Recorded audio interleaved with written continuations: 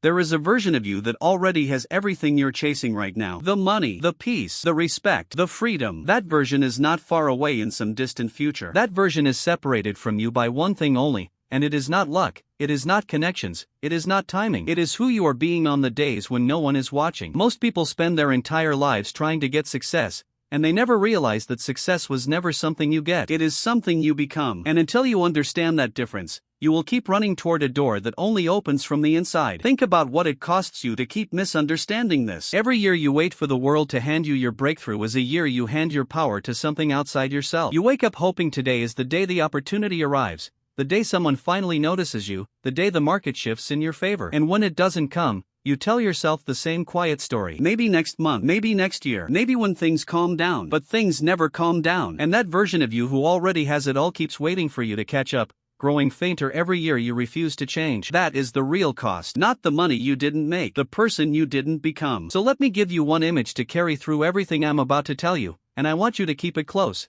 because it explains almost everything about why some people rise and others stay stuck. Success is not a prize you win. Success is a frequency you broadcast. You are a radio tower. Every single day, whether you know it or not, you are transmitting a signal made of your beliefs, your habits, your standards, your energy, and the way you treat yourself when things go wrong. And the world does not respond to what you want. The world responds to what you transmit. Change the signal, and everything that can hear it begins to change too. Keep the signal the same, and you can pray all you want, nothing tuned to that frequency will ever find you. 1. Become the person the success already belongs to. You know this struggle better than anyone. You've written the goals. You've made the vision board. You've said the affirmations into the bathroom mirror until the words lost their meaning. And still, nothing moves. You want the six-figure income, but you manage your time like someone who earns far less. You want the strong body, but you negotiate with yourself every morning about whether today counts. You want the loyal relationships, but you show up to your own life half present and exhausted. This is where almost everyone fails, and it's so quiet that they never see it. They try to attract a life that the current version of them is not yet equipped to hold. It's like demanding a harvest from a field you never planted. The wish is real, but the soil is empty. Here's a small story. A man once spent years dreaming of running his own company. He talked about it constantly, but every day at his job, he cut corners, arrived late, and did the minimum. One afternoon a mentor asked him a single question that ended the excuses forever. He said, "If your dream business hired the person you are today, would you keep yourself employed?" The man went silent, because he knew the answer was no. That night something changed. He stopped waiting to become the owner and started acting like one inside the job he already had. He solved problems no one asked him to solve. He treated the company's money like his own. Within 2 years, he wasn't imagining a business. He was running one. Because the promotion in life always follows the behavior, never the wish. So here is what you do today. Pick one area, just one, and ask yourself how the successful version of you would handle it. Then do that thing once, right now, before the feeling fades. You don't rise to what you want, you fall to what you practice. So practice being the person the success already belongs to. Because the field must be planted before the harvest can arrive. And planting begins the moment you stop waiting to feel ready. 2. Guard the signal you send when no one is watching. Here's the part that stings, and I want you to sit with it. Your private life is louder than your public goals. You can post the quotes, you can tell everyone about your big plans, you can speak confidence in every conversation. But the moment you close your door, the real transmission begins. What do you say to yourself when you fail? What do you consume for hours when you're tired? What thoughts do you allow to run wild at midnight? That is your true frequency, and that is what the world is actually reading. Most people fail here because they think success is built in the loud moments, the presentations and the pitches and the public wins. So they perform confidence outside while feeding doubt inside, and they cannot understand why nothing sticks. You cannot broadcast defeat in private and expect victory in public. The signal doesn't lie. Consider a woman who wanted recognition in her field so badly it ached. In public she was polished, but alone, she scrolled through other people's success for hours every night, whispering to herself that she was behind, that she'd missed her chance, that everyone was ahead of her. She was training her own mind to see scarcity everywhere. And a mind trained on scarcity cannot recognize opportunity even when it's standing right in front of it. The day she changed was not glamorous. She simply started guarding her private inputs the way a wealthy person guards their money. She decided what got into her mind at night. She replaced 2 hours of comparison with 1 hour of learning. Nobody saw it. Nobody applauded. But her signal changed, and slowly, so did the opportunities that found her. So today, audit your private frequency. What are you feeding your mind in the hours no one sees? Cut one source of noise. Add one source of growth. Do it quietly, Do it consistently. Because comparison becomes clarity when you stop watching others and start building yourself. Your public life is the echo. Your private life is the voice. Change the voice, and the echo has no choice but to follow. And that leads to something most people get exactly backwards about how change actually happens. 3. Stop chasing and start attracting through preparation. There is a desperate energy that repels the very thing you want,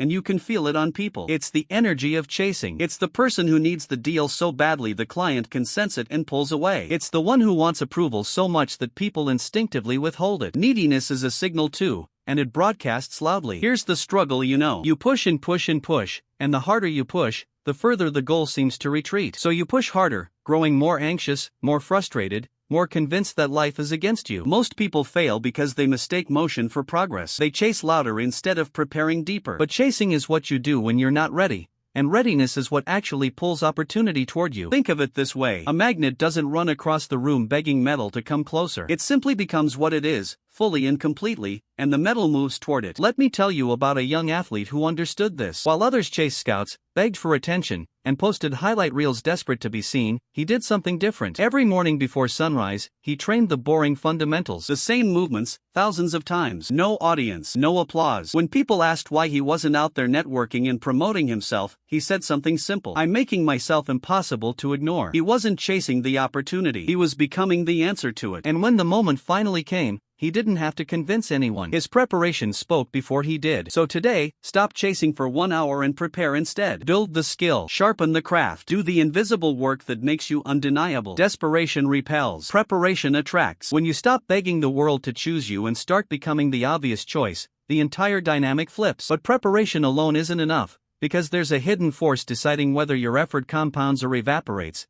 and almost no one talks about it. 4. Raise your standards, because life gives you what you tolerate. Here is a truth that will reorganize your entire life if you let it. You do not get what you want. You get what you're willing to accept. Your standards are the thermostat of your existence, and life will always adjust itself to the temperature you've set. You know this struggle intimately. You want more, but you tolerate less. You want to be respected, but you accept being overlooked. You want wealth, but you tolerate financial habits that keep you exactly where you are. There's a gap between your desire and your standard, and life lives in that gap. Most people fail because they focus on raising their goals while leaving their standards untouched. But a goal is what you want on your best day. A standard is what you refuse to fall below on your worst day. And your worst days shape your life far more than your best ones. Picture a man who kept setting bigger and bigger financial goals every January, and every December ended up in the same place. The numbers he wrote down grew, but the line he refused to cross never moved. He still spent impulsively. He still avoided looking at his accounts. He still said yes to things that drained him. Then one year he stopped raising his goals and raised his standards instead. He decided there were things he would simply no longer tolerate from himself. Not as a wish, as a rule. And the moment his standards rose,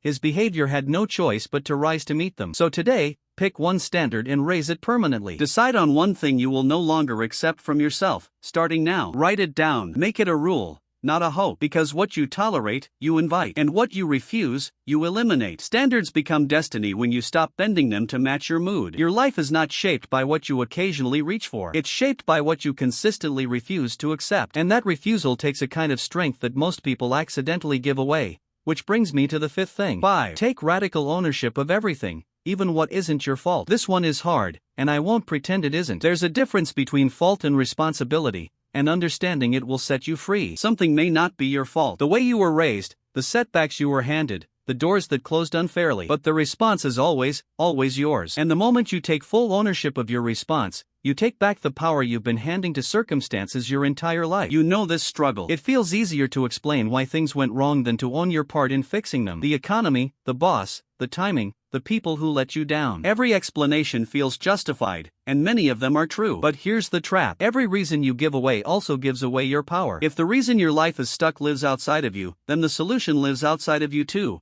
and you are left waiting forever. Most people fail here because ownership feels like blame, and blame feels like pain, so they avoid it. But ownership is not blame. Ownership is power. Consider a woman who lost nearly everything through no fault of her own. A business partner betrayed her, the market collapsed, and she was left with wreckage she didn't create. For a year she told the story of what was done to her, and every time she told it, she felt more powerless. Then one day, exhausted by her own helplessness, she asked a different question. Not, who did this to me, but what will I do from here? That single shift moved the power from the past to her own hands. She couldn't undo the betrayal, But she could decide who she became because of it. She rebuilt, slower and wiser, and the second time it was hers alone. So today, find one thing you've been blaming, and take back your response to it. You don't have to accept fault. You only have to reclaim your response, because blame becomes chains, and ownership becomes freedom. The victim waits to be rescued. The owner picks up the tools. And once you own your response completely, something powerful wakes up inside you. Something that changes how the world reads your signal entirely. 6. Protect your energy like it's the currency it actually is. You've been taught to guard your money, your time, maybe even your reputation. But almost no one teaches you to guard the one resource that generates all the others. Your energy. The quality of your energy determines the quality of your thinking, your decisions, your presence,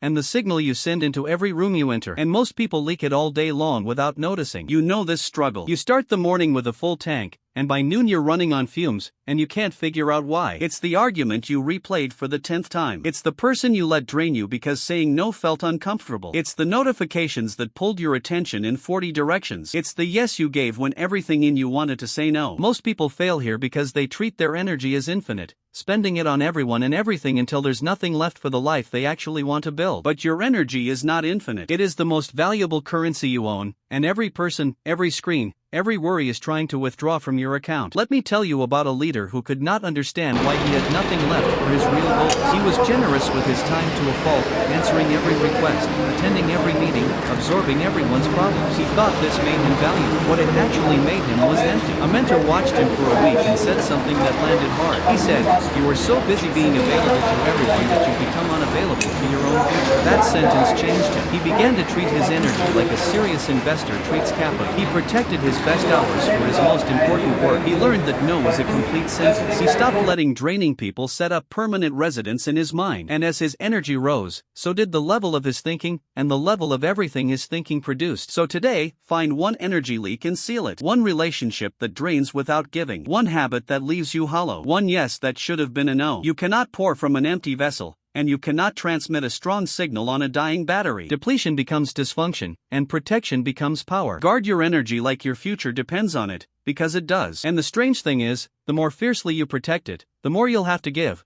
which sets up the paradox at the center of the 7th thing. 7. Give value before you ask for anything in return. There's a law underneath all lasting success, and the desperate never discover it because they're too busy trying to take. The law is simple. The world pays you in direct proportion to the value you provide, and value always moves before the reward does. You give first, the return comes later. But most people have it backwards, and they wonder why they stay stuck. You know this struggle. You want the raise before the extra effort. You want the loyal customers before you've earned their trust. You want the recognition before you've done anything undeniable. It's human, and it's completely natural. And it's also exactly why so many people never break through. Most people fail here because they see giving as losing. They hold back their best work until they're guaranteed a reward, and so their best work never ships, and the reward never comes. But value is not something you spend. It's something you plant. Consider a young woman starting out in a crowded field where no one knew her name. Instead of demanding attention, she did something almost no one does. She gave away her best ideas for free. She helped people who could do nothing for her. She solved problems for strangers with no expectation of return. People told her she was foolish,